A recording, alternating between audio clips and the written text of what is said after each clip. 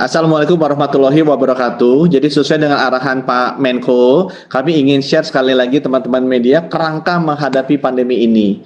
Jadi yang pertama adalah perubahan perilaku atau terkenal dengan 3M, yang kedua adalah deteksi atau 3T, yang ketiga adalah vaksinasi. Itu tiga strategi untuk mengatasi pandemi untuk orang yang sehat.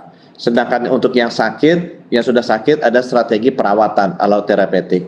Untuk teman-teman sekalian, kita pemerintah menjalankan ini sesuai dengan guidance dari WHO berbarengan. Jadi tidak ada satu yang lebih penting dibandingkan yang lain. Di halaman berikutnya, mungkin yang perlu ditekankan di sini adalah atas diskusi dengan Pak Menko, kita juga akan meningkatkan testing dan tracingnya kita sampai 3 sampai 4 kali lipat dari yang ada sekarang. Ya, seperti yang juga dilakukan di negara-negara lain yang sedang naik tinggi kasusnya. Jadi kita bisa harapkan mungkin dari sekitar 100 ribuan sekarang kita bisa naikkan menjadi 400 sampai 500 ribu testing per hari. Ya, kita sudah memberikan guidance sesuai dengan WHO standar. Kalau positivity rate di bawah 5, hanya 1 per 1000 per minggu. Kalau 5 sampai 15%, 5 per 1000 per minggu, dan seterusnya. Jadi banyak daerah-daerah klaster-klaster yang sudah tinggi positivity rate-nya, kita harus naikkan itu sampai 15 kali lipat atau 15 tes per 1000 populasi per minggu. Prioritas testing juga kita perbaiki. Testing ini untuk testing epidemiologis, bukan untuk testing screening. Ya, jadi benar-benar kita kejar suspek dan kontak eratnya. Bukan yang screening dia mau masuk kemana, mau jalan kemana, tapi benar-benar khusus untuk testing epidemiologis. Karena ini yang dibayar oleh negara. Ya, kemudian kita juga akan memperketat bahwa semua orang yang jadi kontak erat itu harus dikarantina dulu supaya tidak menularkan. Dan itu nanti sudah diterjemahkan. Semua kabupaten kota yang tadi disampaikan oleh Pak Menko ada targetnya, testingnya per hari yang harus dikejar.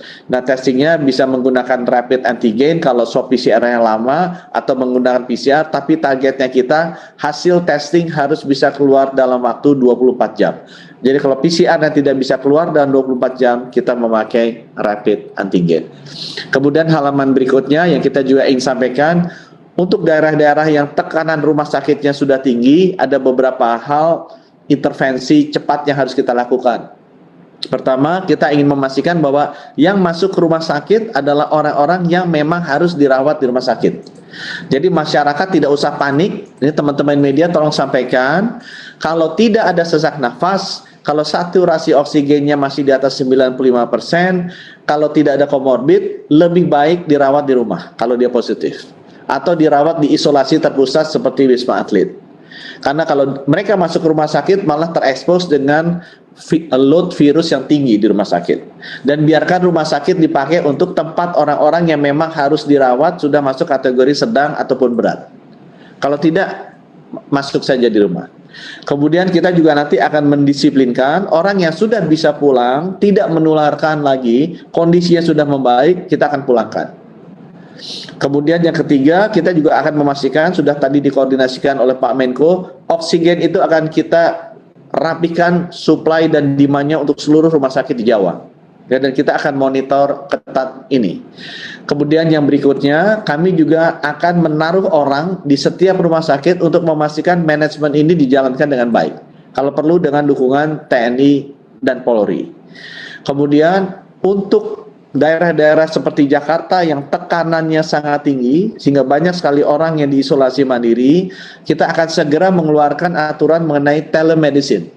Sehingga baik rumah sakit, baik itu startup, baik itu semua perusahaan layanan lain yang nanti kita akan tentukan bisa melakukan layanan secara telemedicine untuk orang-orang yang isolasi mandiri. Termasuk juga pemberian paket obatnya. Sehingga orang yang terkena dia tidak bisa akses ke rumah sakit, dia bisa dilayani tetap dengan dokter dan diberikan obat. Nanti dokternya akan ngecek statusnya sehingga kita bisa arahkan kapan yang bersangkutan harus masuk ke rumah sakit atau tidak. Kemudian yang selanjutnya, khusus untuk daerah-daerah yang memang tinggi insidennya, kami menyiapkan tempat isolasi terpusat yang besar. Seperti Wisma Atlet di Jakarta, kita sudah mempersiapkan Nagrag dan Pasar Rumput yang kapasitasnya sama dengan Wisma Atlet. Jadi kita sudah ada dua kali ya dua kali kapasitas Wisma Atlet yang sekarang sudah siap ya. Di halaman selanjutnya ini update yang terakhir dan saya mengenai vaksin karena langkah berikutnya adalah kita mempercepat vaksinasi. Strategi yang ketiga tadi. Vaksinasi ini akan kita percepat supaya kalau bisa di daerah-daerah yang tadi disebutkan oleh Pak Menko, 50% dari jatah vaksin kita setiap kali peroleh akan diarahkan ke sana. Dan kita akan percepat vaksinasinya, diharapkan sampai bulan ini dan bulan depan 70% kita targetkan sudah bisa divaksinasi untuk daerah-daerah yang merah tadi. Ini stok vaksinnya kita sekarang ada 22.000 ya, ditambah nanti Juli akan datang 25.000, jadi kita bisa suntikan lebih dari 1 juta dosis per hari ya. Selanjutnya ini kami perlihatkan bahwa sekarang kita sudah suntikan 43 juta dosis untuk 30 juta orang. Untuk informasi Bapak Ibu, kita meraih 10 juta suntikan itu dalam waktu 8 minggu. Ya, kemudian 10 juta berikutnya 4 minggu, sekarang sudah dalam 2 minggu kita sudah naik 10 juta suntikan. Ya, di halaman yang terakhir saya juga ingin sampaikan bahwa kita sudah tembus 2 kali suntikan di atas 1 juta.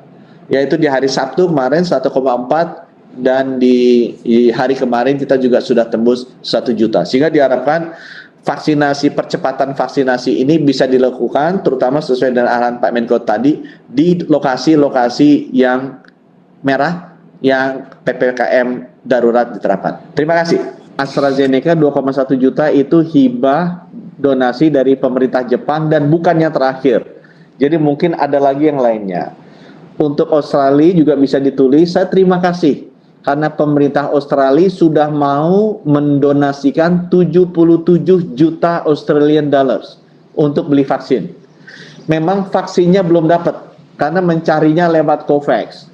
Jadi berhubung ke CEO dari COVAX, Sam Miller itu Asia adalah orang Australia, kalau bisa vaksinnya diperoleh cepat dan dapat mungkin ada 10 juta itu dari Australia. Kita juga akan dapat dari Amerika dengan bantuan Pak Menko 4 juta dosis Moderna yang juga akan kita dapat dalam waktu singkat. Jadi semakin banyak yang kita bisa dapatkan donasi dari negara-negara luar negeri. Terima kasih ke pemerintah Jepang, pemerintah Australia, dan pemerintah Amerika.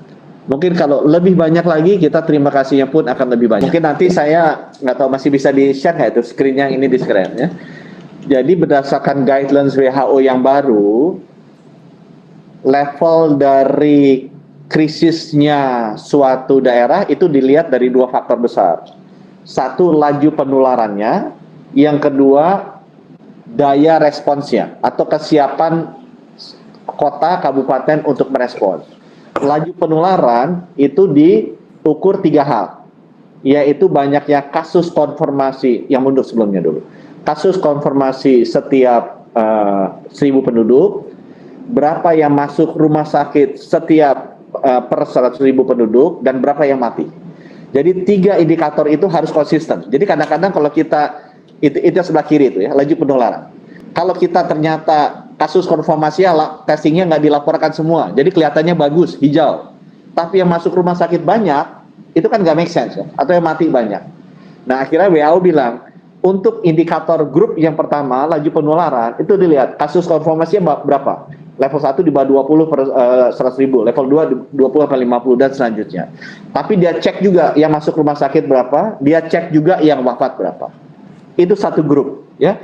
Grup yang kedua adalah, itu geser coba, itu adalah kapasitas responsnya. Jadi berdasarkan, bukan itu tadi sih bilang. Jadi berdasarkan laju penularannya, gimana kapasitas respons dari daerah tersebut. Dia kuat apa enggak? Itu diukurnya adalah positivity rate. Jadi dilihat kapasitas testingnya bagus apa enggak. Kemudian dilihat tracingnya, dia bagus apa enggak. Ya, kuat apa enggak. Kemudian dari bed occupancy rate-nya. Kalau sudah masuk rumah sakit, diukur apa enggak. Nah, dari ke-6 indikator ini, 3 masuk kelompok yang pertama, indikator laju penularan. 3 itu masuk kelompok yang kedua, indikator kapasitas respons. Kemudian kita bisa lihat level 1, 2, 3-nya.